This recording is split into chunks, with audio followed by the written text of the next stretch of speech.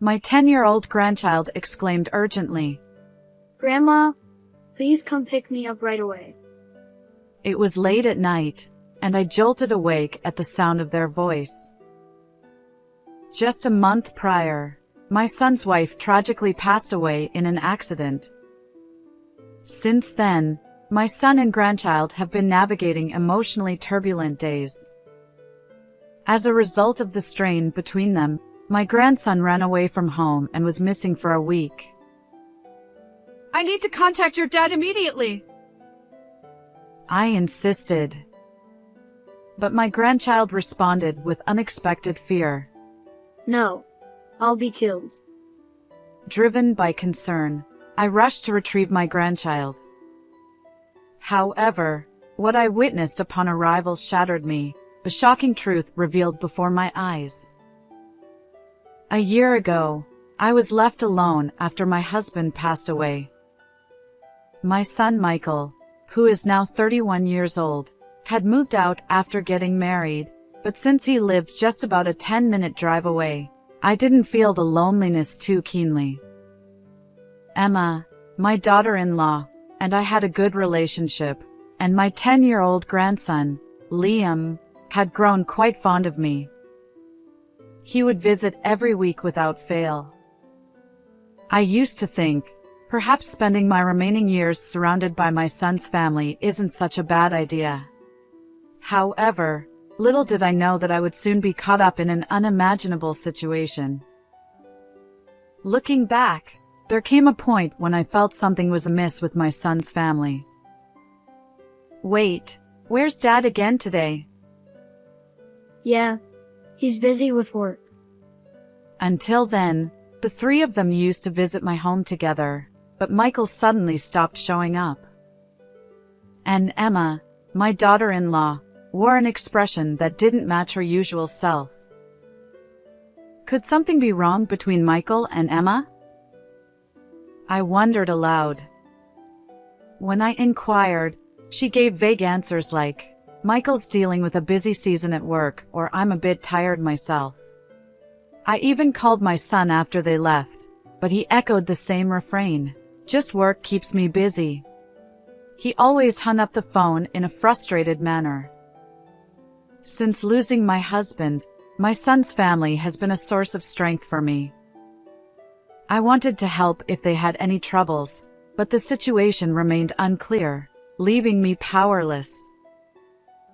One day, something happened that changed everything. My grandchild whispered to me while Emma was in the restroom. Lately, Mom and Dad have been arguing a lot. Wait, what do you mean? I'm not sure, but both of them just don't laugh much anymore. Liam looked troubled as he shared this secret with me. According to him, Michael's absence from my home was likely due to these marital disputes. Hearing this, anxiety welled up in my chest. While it might not be advisable to meddle in a couple's issues, I couldn't stand by silently when my dear grandchild was distressed. So, I reassured him. First, I'll talk to Dad. I will find a way to help. You can trust that. With Liam still looking uneasy, I made up my mind. Little did I know that a decisive event would unfold just days later, before I could take any action. My son Michael's words hit me like a thunderbolt. Emma, she was in an accident. It was one evening while I was going about my usual household chores. His call was unusual, and the shocking revelation left me speechless. Wait! Is Emma okay? No. By the time I received the call, it was too late. Emma, on her way home from an outing, had been struck by a car. Pinned between the vehicle and a guardrail, she had already taken her last breath by the time the ambulance arrived. To make matters worse, the perpetrator fled the scene, leaving us with no reliable witnesses or surveillance footage. She had lost her life abruptly. The days that followed were a whirlwind of viewing and funeral preparations. Mom, I want to see you. My grandson, Liam, couldn't bear the farewell to his mother. Throughout the funeral, he wept inconsolably, and my heart tightened in response. Even as Emma's mother-in-law, I was profoundly shaken. The grief of losing a partner for Michael and a mother for Liam is immeasurable. However, the tragedy didn't end there. As I worried about the mental state of both of them, an unsettling atmosphere began to settle. Hey, I haven't seen either of you much since the funeral. Are you both doing okay? Yeah, I'm just busy with work. But you both must still be processing everything, and I'm concerned. Enough already! Stop bothering me! On a Saturday morning, a month after the funeral, I decided to call my son and check on their well-being. But Michael's anger on the phone left me frozen. Ever since Emma's passing, he had become increasingly distant. Not only did he avoid meeting me, but his phone conversations were filled with frustration. His temperament seemed even more volatile than before. When I asked him to let Liam speak, he'd brush me off with excuses like, he's out running errands or he's already asleep. And then, the final blow. There's no need to talk to Mom. Don't call again. Michael may call me persistent, but I only spoke to him once a week, and that too for just a few minutes. Clearly, he wasn't in a normal state of mind, likely still grappling with shock. It's a difficult situation, worrying about my son and my 10-year-old grandson who live together. I think I'll go check on them in person, I resolved. And so, I set out to visit their home. The next day, when I faced my son, I noticed something amiss. Michael exclaimed, What's your intention, suddenly showing up like this? I came to check on you because you seemed overwhelmed. But, where's Liam? Michael, who had a day off from work, reluctantly let me into the house, but there was no sign of my grandson. As I looked around anxiously, he let out a heavy sigh. Ah. Liam? He hasn't been here since last night. His words left me wide-eyed. Run away! That's serious! We need to find him quickly! It's not that big of a deal. I know where he is. As I panicked, Michael continued with an exasperated tone. Apparently, Liam frequently stays over at a friend's house nearby, and it's not uncommon for him not to return for a long time. It must be because he's anxious about losing his mom. That's why he's out playing. Anyway, I'd been in touch with the other parents, and we should just let Liam be until he's ready. More importantly, Mom, please come home soon. In the end, I yielded to Michael's insistence and returned home, but a lingering unease remained in my heart. Something is definitely off. And sure enough, a week later, my anxiety would prove justified.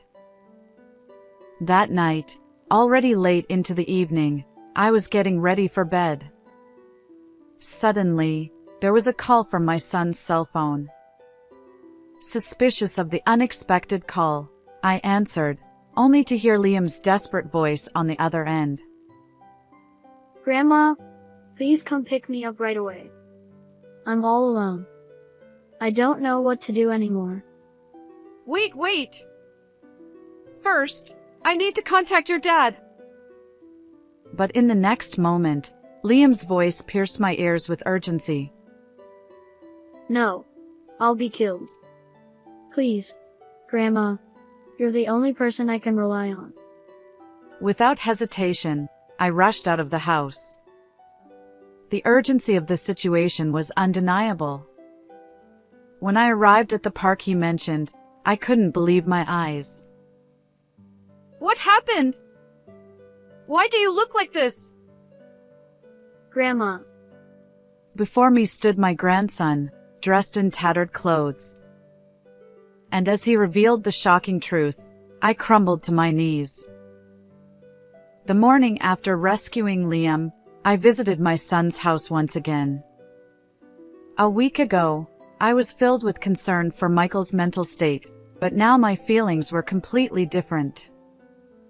Liam's account seemed almost unbelievable, but if it were true, I couldn't easily forgive my own son. When I rang the doorbell, Michael reluctantly appeared, looking annoyed.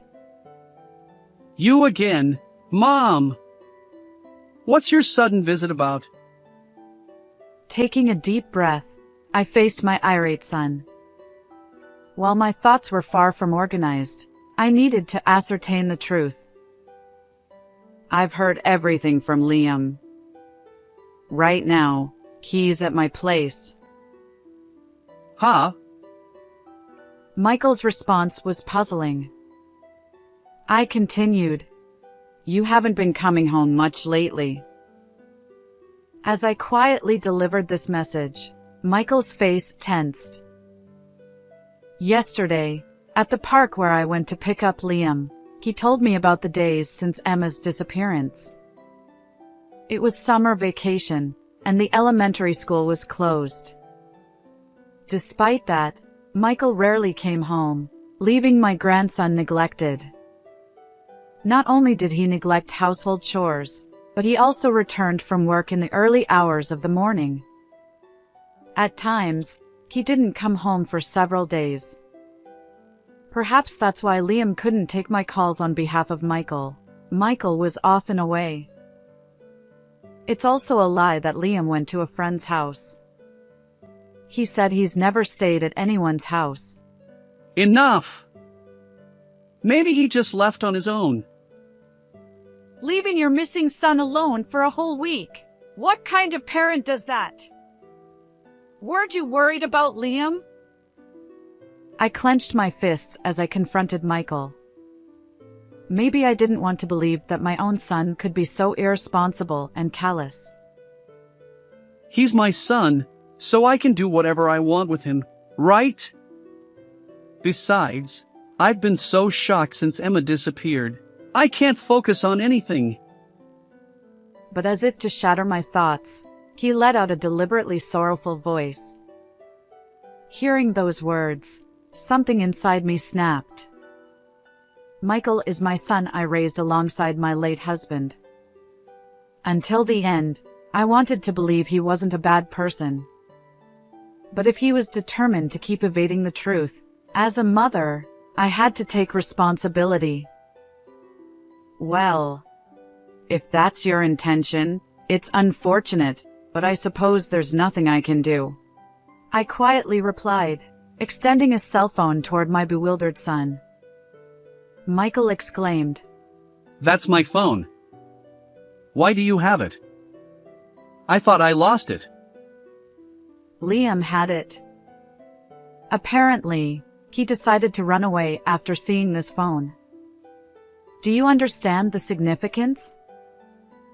As I spoke, Michael finally seemed to grasp his own predicament, and his face turned pale. The reason Liam, my grandson, had suddenly run away and refused to return home, even enduring hardship, was hidden within that cell phone.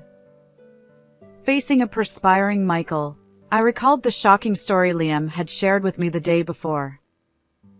Liam, left alone at home, discovered a message on Michael's forgotten cell phone. Curious about the notification, Liam hesitantly peeked into the phone. To his shock, he found a series of cryptic messages. Maybe it's better if she gets hit by a car and she always goes shopping at this time. These messages hinted at a sinister plot involving an unknown woman. Indeed, shockingly, Michael had conspired with that woman to devise a plan to harm Emma. From the messages, it can be inferred that Michael had fallen seriously for the woman at work and was determined to divorce. However, Emma had refused him due to their child. So, he planned and carried out a scheme against his wife. Looking back, it must have been around the time Michael stopped showing up at my house that Emma was approached by him about a divorce. After she disappeared, it also made sense that Michael didn't come home, leaving Liam alone, because he was with his lover. Furthermore, emboldened by their initial success, the duo decided to eliminate any obstacles, Liam included. Understanding this, Liam took Michael's cell phone as evidence and left the house. He then spent the week on the run, using the allowance I had given him to buy food and making use of libraries and train station platforms. Fearful of police involvement and the shock I might experience upon learning my son's dark secret, Liam refrained from contacting me. But yesterday, he finally ran out of money and contacted me. "I know everything you've done," I explained to Michael, who glared at me with sharp eyes. Michael exclaimed, "Damn it! I thought I could keep it hidden. If only Liam had disappeared." I sighed deeply at my son, who was stomping his feet in utter frustration. Truth be told, I wanted him to turn himself in, but it seems Michael has no intention of doing so. Even if he is my son, I cannot forgive someone who has harmed an important partner and even attempted to send his own child to the next world. Of course, I've already reported it to the police. They might come to investigate soon, I informed Michael. He opened his mouth in shock and leaned forward anxiously. "The car is damaged. If they investigate, it'll be exposed." Apparently, due to lack of money and fear of immediate exposure, Michael had hidden the car evidence in a remote warehouse owned by his company, rather than repairing it. If the police find it, he'll be caught immediately. Michael pleaded, "I've come so far running away.